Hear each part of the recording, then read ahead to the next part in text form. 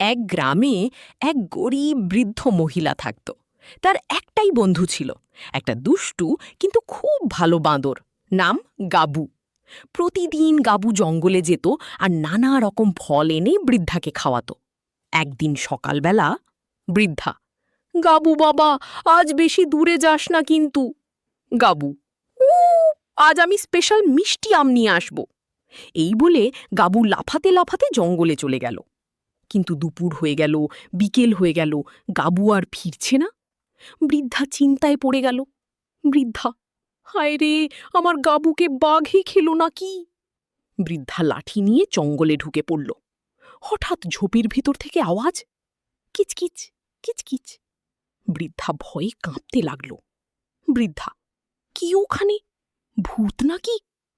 হঠাৎ গাবু বের হয়ে এলো, কিন্তু তার পুরো শরীরে কাদা আর মাথায় একটা বড় কলার খোসা আটকে আছে। বৃদ্ধা: এই অবস্থা কেন তোর?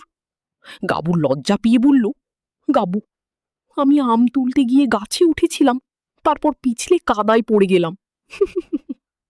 ঠিক তখনই একটা তোতা পাখি বলে উঠল: তোতা, আর তারপর কলার খোসা মাথায় পড়ে নাচছিল।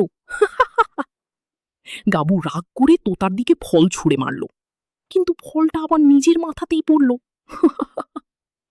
বৃদ্ধা হেসে গড়াগড়ি খেতে লাগল। বৃদ্ধা: তুই ফল আনতে গিয়ে নিজেই ফল হয়ে গেছিস। শেষে গাবু একটা ছোট আম বের করে বলল: এত কষ্টের পরই একটা আম বাঁচাতে পেরেছি। বৃদ্ধা আম খেয়ে বলল: এই আমের স্বাদ পৃথিবীর সেরা। তারপর দুজন মিলে হাসতে হাসতে বাড়ি ফিরে গেল।